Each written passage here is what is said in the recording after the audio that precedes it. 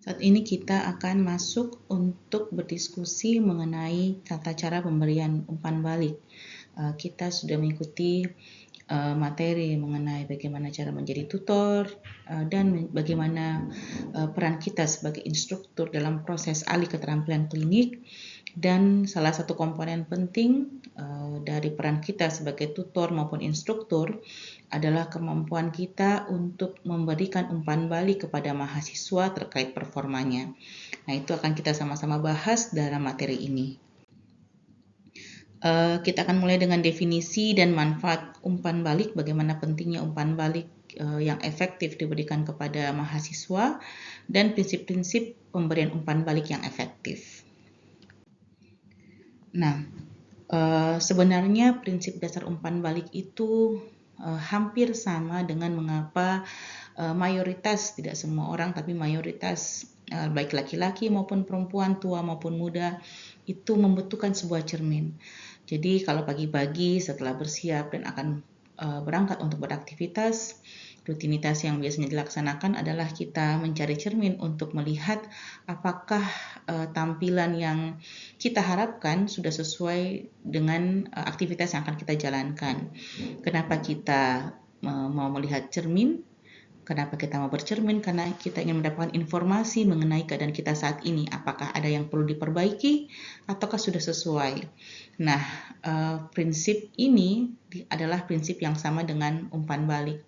Kita berharap umpan balik yang kita berikan bisa memberikan cerminan sebenarnya dari performa mahasiswa kita. Dan semua orang membutuhkan umpan balik, bukan hanya mahasiswa. Nah, terlebih lagi mahasiswa yang sedang dalam proses training, dalam proses pendidikan, umpan balik menjadi hal yang sangat penting untuk dia untuk mengidentifikasi hal-hal yang perlu ia perbaiki. Nah, secara umum umpan balik adalah informasi mengenai performa atau perilaku yang akhirnya akan menyebabkan seseorang itu bisa mengkonfirmasi bahwa penampilannya sudah baik ataukah masih perlu diperbaiki. Dan informasi ini adalah hal yang sangat penting karena dengan adanya informasi ini maka akan terjadi proses continuous improvement yang dilakukan oleh peserta didik kita yang mendapatkan umpan balik. Tanpa adanya umpan balik, maka jadinya seseorang yang khususnya untuk seseorang yang sedang dalam proses pembelajaran, dia akan sulit untuk mengidentifikasi hal-hal yang perlu ia perbaiki. Ia akan cenderung jalan di tempat, ataukah malah menganggap dia sudah bagus padahal masih ada hal-hal yang perlu ia perbaiki. Dan menurut Bill Gates, semua orang membutuhkan umpan balik. Karena tanpa umpan balik, maka kita tidak akan pernah bisa menjadi lebih baik lagi. Umpan balik adalah prinsipnya ada 3. Yang pertama adalah ia merupakan proses 2 arah. Jadi kita harus menghindari nanti umpan balik kita hanya satu arah dari kita sebagai dosen kepada mahasiswa tanpa ada proses konfirmasi lagi dari mahasiswa kepada kita. Jadi yang pertama kita harus sadari bahwa umpan balik adalah sebuah proses 2 arah. Proses dialog antara kita sebagai instruktur dan mahasiswa sebagai peserta didik. Yang kedua, merupakan hal yang sangat esensial dalam proses evaluasi. Ia akan memberikan informasi kepada mahasiswa tentang performanya sehingga ia bisa melihat kira-kira menurut dosen saya ini seperti apa. Nah, jadi dia bisa mendapatkan informasi dari eksternal yang sifatnya akan jauh lebih objektif terhadap keadaan kondisinya pada saat ini, performa sebenarnya pada saat ini. Kemudian sebaiknya konstruktif, tidak destruktif. Konstruktif ini harus dipahami bahwa niat awal kita memberikan umpan balik adalah untuk supaya mahasiswa kita itu bisa memperbaiki diri.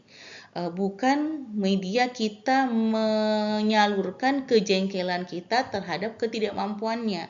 Nah, ini yang harus kita tanamkan bahwa dalam memberikan umpan balik yang pertama kita sudah tahu ini adalah proses 2 arah, kita tahu bahwa ini adalah informasi yang sangat penting untuk mahasiswa memperbaiki diri. Dan yang ketiga, kita harus selalu mengembalikan lagi konsep awalnya bahwa feedback ini atau umpan balik ini konsepnya adalah untuk perbaikan, ya, bukan hanya menyampaikan pendapat kita terkait mahasiswa, tapi tujuan akhirnya kita ingin ada proses perbaikan yang dijalankan. Nah, ini adalah jendela Johari. Kalau kita lihat di sini ada 4 area. Yang pertama, daerah ini adalah daerah yang diketahui oleh mahasiswa. Yang ini adalah daerah yang diketahui oleh orang luar. Jadi, diri kita itu terbagi menjadi 4. Yang pertama, daerah yang kita ketahui, tapi orang lain ketahui. Jadi kita menganggap mungkin ini bukan kekurangan, namun kekurangan yang diketahui orang lain ini masuk ke dalam daerah ini, yang kita sebut sebagai blind spot. Jadi kita tidak tahu, tapi orang lain tahu tentang kita. Yang kedua, daerah yang kita ketahui tentang kita, tapi orang lain tidak tahu. Ya, daerah ini adalah kita yang kita sembunyikan. Ya. Lalu ada daerah yang kita tidak tahu dan orang lain juga tidak tahu. Kemudian ada daerah yang kita tahu dan orang lain juga tahu. Nah, prinsip umpan balik itu ingin memperbesar daerah arena. Jadi kita berharap umpan balik yang baik akan menyebabkan daerah arena semakin besar, dan sementara daerah-daerah yang lain sebaiknya semakin sedikit. Nah, tujuan umpan balik itu ada beberapa hal yang utama. Yang pertama, ia memungkinkan mahasiswa yang menerima umpan balik itu mampu mengidentifikasi apa yang sudah baik dari dirinya, sehingga dia bisa terus melakukan atau terus menguatkan hal tersebut. Dan yang kedua, yang jauh lebih penting lagi adalah mengetahui di mana kekurangannya, sehingga ia bisa memberikan upaya untuk memperbaiki hal tersebut. Karena jangan sampai tanpa umpan balik, mahasiswa merasa sudah tahu tentang terkait suatu skill misalnya, ternyata itu salah dan ia lakukan berulang-ulang. Jadinya nanti kalau kita masih ingat, dia akan masuk ke daerah unconsciously incompetent. Padahal dia menganggap dirinya unconsciously competent. Nah, inilah pentingnya kita melakukan pemberian umpan balik khususnya agar mahasiswa bisa mengidentifikasi hal-hal yang perlu ia perbaiki dan ia bisa melakukan usaha-usaha tersebut. Nah, pemberian umpan balik itu harus selalu berfokus pada tujuan akhir. Jadi ketika kita melakukan umpan balik, kita harus sama-sama duduk dengan mahasiswa, menyamakan persepsi bahwa tujuan kita ini sama, ingin mencapai tujuan akhir yang diharapkan dari suatu skill misalnya, atau dari suatu proses pembelajaran misalnya. Dan dengan mengidentifikasi tujuan pembelajaran yang bersama, maka mahasiswa pun sudah tahu apa yang perlu ia capai di akhirnya, sehingga umpan balik nanti akan bisa lebih mudah diberikan dan dipahami oleh mahasiswa. Ada beberapa hal yang membuat umpan balik itu jadinya tidak efektif, atau bahkan mahasiswa menjadi enggan untuk menerima umpan balik tersebut. Yang pertama, kalau kita berikan dalam bentuk abu-abu, tidak jelas, kemudian kita terlalu agresif dan konfrontasional, terlalu menggebu-gebu hingga akhirnya konotasinya seperti menyerang. Kemudian one way, kita hanya menyampaikan tanpa menanyakan kepada mahasiswa kembali pendapatnya, pemahamannya terkait umpan balik yang kita berikan. Tidak tulus, hanya semata-mata menjalankan rutinitas dan terburu-buru. Ya, jadi salah satu nanti kita lihat karakteristik umpan balik yang baik adalah ia sangat jelas dan spesifik. Sementara kalau kita berikan penyampaian terlalu terburu-buru, maka yang harusnya dipahami tidak akan bisa dipahami oleh mahasiswa. Nah, berdasarkan hasil penelitian tahun 96 dari Tunsal dan Gibbs, mereka mengelompokkan jenis umpan balik menjadi 2. Yang pertama adalah umpan balik yang evaluatif dan umpan balik yang deskriptif. Umpan balik yang evaluatif itu melibatkan penilaian dari dosen, sementara deskriptif hanya menjelaskan apa yang perlu diperbaiki dan memberikan petunjuk atau informasi bagaimana caranya supaya improvement atau perbaikan itu bisa dicapai. Jadi kita akan jauh lebih cenderung untuk sebaiknya menggunakan umpan balik yang bersifat deskriptif. Nah, ini penjelasan yang lebih detail dari umpan balik yang bersifat evaluatif. Jadi biasanya misalnya kalau bagus ya, itu tadi tulisan kamu bagus ya, kamu sudah bagus sekali. Sudah cukup, kamu dapat bintang emas. Atau kalau tidak terlalu bagus, coba tulis kembali. Ya, jadi ini betul-betul hanya memberikan penilaian umum dari suatu performa mahasiswa. Dan ini sangat kurang efektif. Kenapa? Misalnya, kamu sudah melakukannya dengan baik. Apanya yang baik? Apakah semua hal? Kemudian itu belum cukup bagus. Apanya yang belum cukup bagus? Dari sisi mananya? Nah, inilah jenis umpan balik yang harus kita hindari. Sebaliknya, descriptive feedback itu berfokus pada learning outcomes yang mengidentifikasi sama-sama learning outcomes dan membuat penjelasan yang spesifik dari performa mahasiswa. Dan umpan balik ini sangat mendukung untuk terjadinya improvement atau perbaikan performa dari mahasiswa. Contohnya, tulisan Anda introduction-nya bagus karena Anda sudah mengcover banyak hal yang akan kita diskusikan. Tapi poin-poin mana lagi yang menurut Anda perlu dijelaskan. Nah, ini adalah contoh yang memberikan penjelasan deskriptif hal-hal yang baik dan menanyakan kembali kepada mahasiswa apa yang perlu ia kembangkan. Nah, ini contoh umpan balik deskriptif yang detail. Nah, ada beberapa hal yang perlu dipertimbangkan ketika kita memberikan umpan balik. Yang pertama, timely. Jadi, kita berikan umpan balik itu berkala. Dan sebaiknya segera setelah mahasiswa kita melakukan performanya, atau mendemonstrasikan keterampilan kah, atau selesai melakukan diskusi tutorial kah, kita sebaiknya memberikannya secara berkala dan sedekat mungkin dengan setelah mahasiswa melakukan demonstrasi. Kemudian kita perlu selektif. Jadi mungkin pada saat ini penampilannya hampir semuanya perlu umpan balik.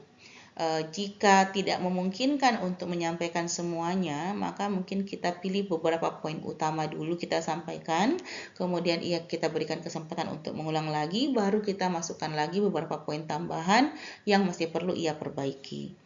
Kemudian kita senantiasa berusaha mempoint out dulu hal-hal yang baik yang sudah dilakukan mahasiswa, lalu masuk ke hal-hal yang perlu ia perbaiki.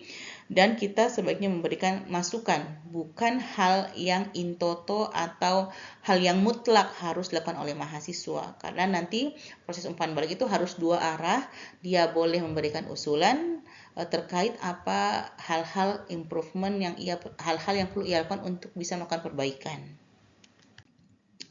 Ini contoh kalimat umpan balik yang kurang efektif dan yang efektif. Misalnya, Anda punya sikap yang tidak baik. Sikap yang tidak baik itu seperti apa? Nah, di sini dijelaskan, Anda berteriak kepada residen pagi ini dan Anda terlambat datang ke laboratorium pada hari Senin. Jadi ini sangat spesifik langsung kepada perilakunya. Contoh yang lainnya lagi, Anda tidak berguna ketika Anda memberikan berita buruk kepada pasien, atau cara Anda memberikan berita buruk pada pasien tidak baik misalnya. Nah, ini yang bentuk lebih spesifiknya, cara Anda menjelaskan prognosis kepada Mr. Jones terdengar tidak sensitif. Ini yang saya dengar Anda sampaikan. Nah, nanti tinggal ditambahkan sebaiknya seperti ini yang cara Anda menyampaikannya. Contoh berikutnya, Anda sangat ceroboh. Kemudian untuk spesifiknya, contohnya terdapat 5 kalimat typo pada surat yang Anda kirimkan kepada Dr. Smith pekan lalu. Contoh yang lainnya, Anda melakukan hal yang baik pada ketika mengaplikasikan atau memasukkan proposal untuk hibah. Ini yang lebih spesifik. Aplikasi hibah Anda kelihatan baik atau kelihatan sangat baik. Ide Anda inovatif dan jelas, dan artikulasinya pun juga jelas. Jadi sebaiknya kita akan lebih cenderung memberikan umpan balik yang lebih spesifik, seperti contoh yang kita lihat pada slide ini. Yang berikutnya ada teknik pemberian umpan balik namanya sandwich teknik atau burger teknik ya. Jadi kalau kita lihat roti lapis ini atau burger, ada rotinya di atas, lalu ada isinya, kemudian ada rotinya lagi di bawah.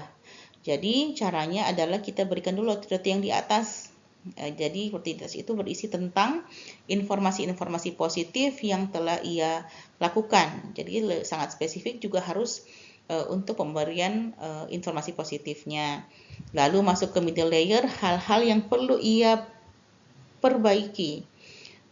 Kemudian roti yang lapisan roti di bawahnya yang terakhir kita berikan umpan balik, kita wrap up secara keseluruhan umpan baliknya, dan kita berikan contoh-contoh ataukah arahan-arahan, saran-saran bagaimana langkah-langkah yang bisa dilakukan agar bisa melakukan perbaikan terhadap hal-hal yang sudah diidentifikasi tadi di lapisan tengah. Nah, sebagai mungkin rangkuman, kita bisa membuat ada akronim dari karakteristik efektif feedback, umpan balik yang efektif, yaitu CORPS. C-nya adalah clear atau jelas, O-nya observe and own, artinya kita betul-betul harus mengobservasi agar umpan balik yang kita berikan betul-betul umpan balik yang berasal dari penilaian kita. Jadi kita harus menghindari memberikan umpan balik berdasarkan informasi yang diberikan oleh orang lain kepada kita. Nah, ini salah satu hal yang harus kita hindari. Yang kedua, harus reguler dan restricted. Reguler diberikan secara berkala, restricted teratur, artinya selektif, jangan memberikan sekaligus, tapi dipilih-pilih hal-hal yang paling utama, dan restricted ini juga terbatas cukup pada perilakunya ya, behavior dari mahasiswa. Balance, seimbang antara positif dan negatif, positif dan konstruktif. Kemudian spesifik, dia harus betul-betul mengarah kepada spesifik perilaku tertentu yang memang perlu diperbaiki. Nah, demikian pemberian umpan balik kali ini, mudah-mudahan bisa dipraktekkan, dan ini jika dipraktekkan memang awal-awalnya akan terasa sedikit kaku, khususnya kita orang-orang yang jarang diberikan umpan balik, apalagi kita yang akan memulai untuk memberikan umpan balik. Jadi ini sebaiknya dilatih berulang-ulang, dan kita pun juga sebagai dosen butuh umpan balik nanti dari mahasiswa ataupun dari kolega kita terkait kemampuan kita memberikan umpan balik kepada mahasiswa kita. Terima kasih.